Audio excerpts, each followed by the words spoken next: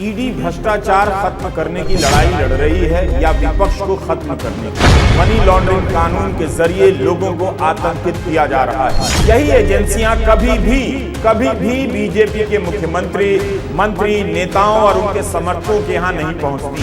मनीष सिसोदिया जांच में सहयोग कर रहे हैं, कहीं भागने वाले नहीं, तब भी उन्हें जमानत नहीं मिली। ईडी भ्रष्टाचार खत्म करने की लड़ाई लड़ रही है या विपक्ष को खत्म करने की?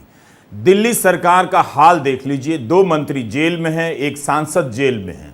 जिस दिन मनीष सिसोदिया की जमानत रद्द होती है उसी दिन मुख्यमंत्री केजरीवाल को हाजिर होने का समन भेजा जाता है और अगले दिन दिल्ली सरकार के एक और मंत्री के यहां ईडी पहुंच जाती है।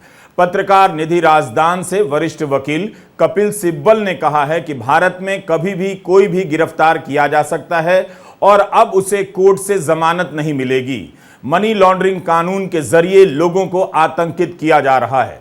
सिब्बल का यह बयान मनीष सिसोदिया से लेकर तमाम मामलों में लागू होता है जिनका संबंध ईडी के मनी लॉन्ड्रिंग केस से जुड़ा है। हम किसी भी केस के मेरिट पर कुछ नहीं कह रहे हैं, मगर अब यह ट्रेंड सा हो गया है। जहां भी चुनाव होता है, विपक्ष की सरकारें होती हैं या उनके जीतने की संभावनाएं होती हैं, जांच एजेंसियां पहुंच जाती हैं। यही एजेंसियां कभी भी बीजेपी के मुख्यमंत्री, मंत्री, नेताओं और उनके समर्थकों के यहां नहीं पहुंचती हैं।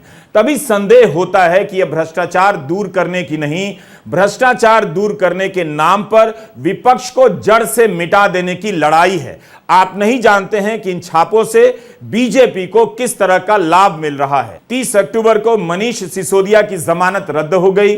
जमानत की सुनवाई के दौरान सुप्रीम कोर्ट ने ईडी से जो सवाल पूछे उससे यही लगा कि ईडी के पास ठोस सबूत नहीं है, ना आधार। कोर्ट ने कहा कि सिसोदिया के खिलाफ सरकारी गवाह के बयान के अलावा कोई सबूत है भी या नहीं। सुनवाई के दौरान जो सवाल उठे उससे लग रहा था कि सिसोदिया के खिलाफ कोई ठोस आधार नहीं है और जब फैसला आया तो उम्मीद से ठीक उल्टा। यही कारण है कि इस फैसले को रहस्य की तरह देखा जा रहा है। सुनवाई के दौरान सुप्रीम कोर्ट ने यह भी कहा कि आप किसी को अनंत काल तक के लिए जेल में नहीं रख सकते।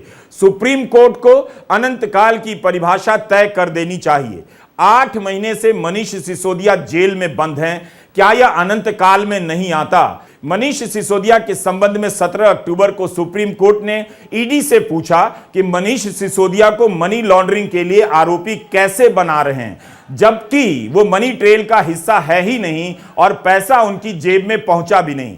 फिर 30 अक्टूबर को फैसला आता है, लिखा जाता है कि कानूनी प्रश्नों का सीमित तरीके से जवाब दिया गया है। विश्लेषण में कुछ पहलू नजर आते हैं जिन्हें हम संदिग्ध कहते हैं, लेकिन 338 करोड़ के हस्तांतरण से जुड़ा एक मामला अस्थायी तौर पर स्थापित लगता है, इसलिए हम जमानत की याचिका रद्द करते हैं।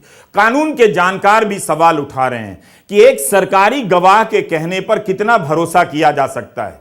अगर सरकारी गवाह की बात में दम भी है तो अब तक पैसे के लेन देन को ठोस रूप से सत्यापित और स्थापित किया जा सकता था। जब पैसे के लेन देन की बात साबित नहीं हो सकी तो अचानक से 338 करोड़ की बात आ गई।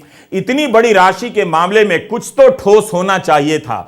यह केस अगस्त 2022 का है। 8 महीने से सिसोदिया जेल में हैं।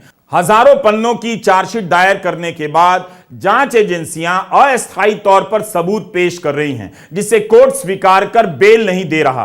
कानूनविदों का मानना है कि जमानत का यह फैसला उस सिद्धांत को पलटता है कि अपवाद के तौर पर ही जमानत रद्द होनी चाहिए। मनीष सिसोदिया जांच में सहयोग कर रहे हैं, कहीं भागने वाले नहीं, तब भी उन्हें जमानत नहीं मिली। सुप्रीम कोर्ट ने कहा कि अभियोजन पक्ष ने भरोसा दिया है कि उचित कदमों को उठाते हुए मामले का ट्रायल अगले 6 से 8 महीने में पूरा कर लिया जाना चाहिए।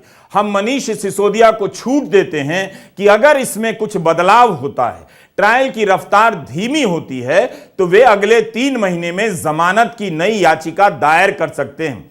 इस फैसले को पढ़ा जाना चाहिए और पढ़ाया भी जाना चाहिए।